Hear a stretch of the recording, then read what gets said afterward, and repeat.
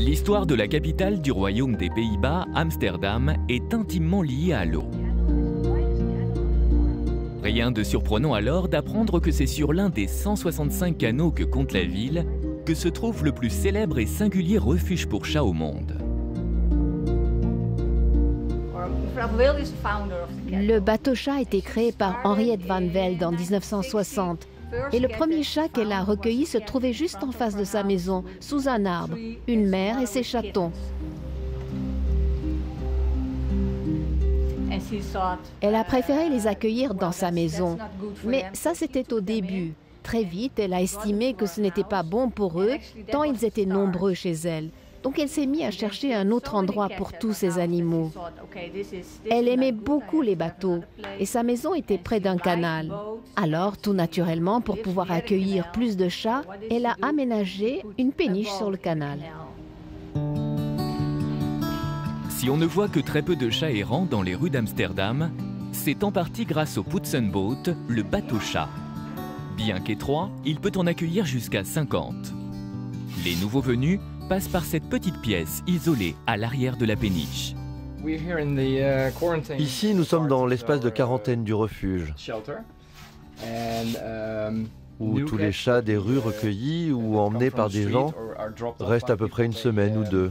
Le temps pour nous de vérifier s'ils sont en bonne santé, s'ils sont à jour de leur vaccin, s'ils sont identifiés. Si le propriétaire des chats ne s'est pas manifesté pendant les 15 premiers jours, alors les chats sont transférés dans la partie principale du bateau pour être proposés à l'adoption.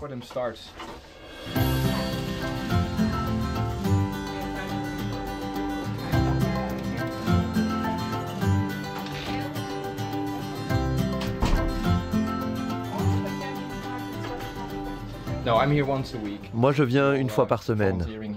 On est tous bénévoles ici. Je travaille à temps plein, mais je me réserve une journée pour les chats. C'est un compromis parfait pour moi parce que j'aime les chats. Et chez moi, je ne peux pas en avoir pour le moment. C'est pour ça que je viens ici, où les chats vivent, pour garder le contact. C'est merveilleux de voir tous ces chats qui étaient abandonnés ou en mauvaise santé retrouver rapidement leur forme et nous donner de tels signes de reconnaissance.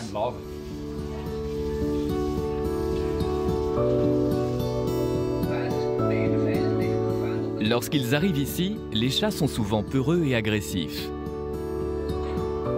Mais après un séjour sur le bateau-chat, où ils reçoivent attention et amour, ils retrouvent confiance en l'humain.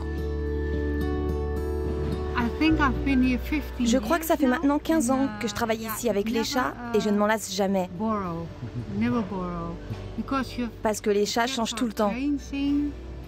J'adore être là. J'ai l'impression que tous ceux dont je m'occupe sont les miens. Ces chats derrière moi sont très peureux, même s'ils vivent depuis longtemps sur le bateau. On n'arrive pas à leur trouver une maison.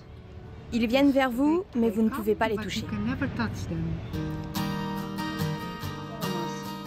Ici, on partage tout, même parfois son déjeuner.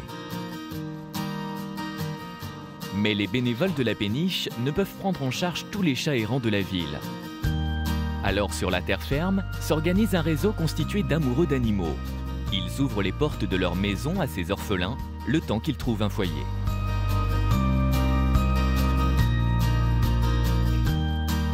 Les journées de Nina sont complètement chamboulées depuis qu'elle accueille 5 chats sauvages chez elle.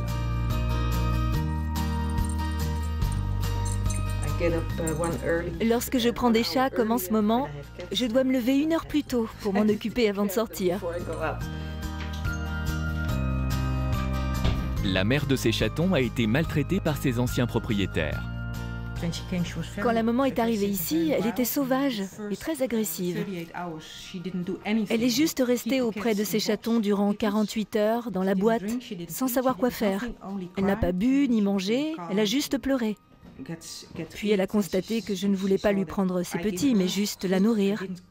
Alors elle s'est calmée. Petit à petit, elle a eu de plus en plus confiance en moi.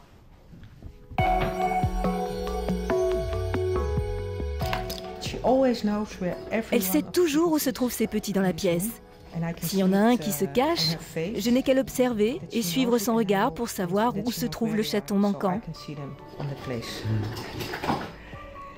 Ça peut être important parce que parfois, il y en a un qui se perd.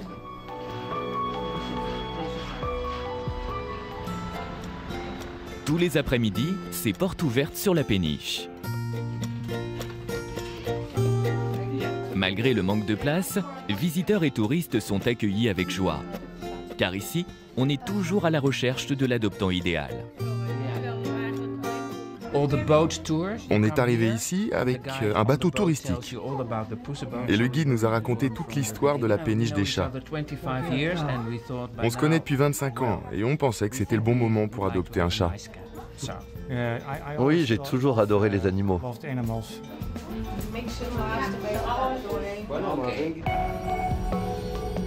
Beaucoup de chats arrivent ici malades. Sandra est vétérinaire bénévole. Elle vient régulièrement les mains pleines de médicaments de sa propre armoire à pharmacie. C'est un loisir pour moi de venir ici. Et je reçois peut-être beaucoup plus ici que ce que je donne avec mes vaccins gratuits et mon travail bénévole.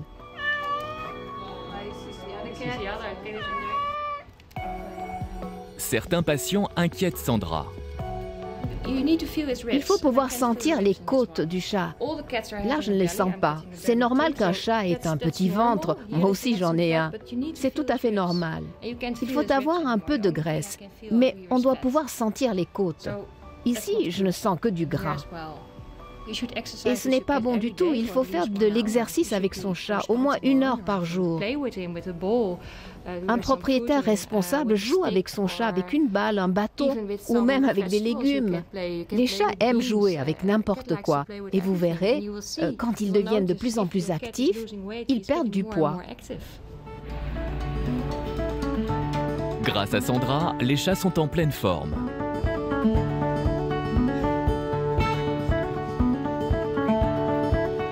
Pour garantir un placement durable, les futurs adoptants doivent montrer patte blanche. Ce n'est qu'après plusieurs entretiens et la certitude que l'animal sera entre de bonnes mains qu'il pourra quitter le bateau.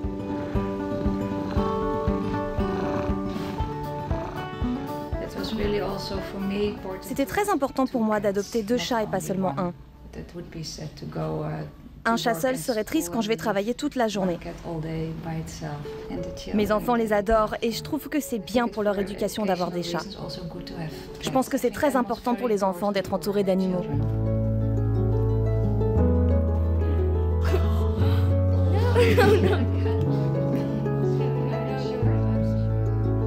On dit que les chats n'aiment pas l'eau. Mais ici, à Amsterdam, la ville aux 1001 canaux, ils se sentent bien. Restez avec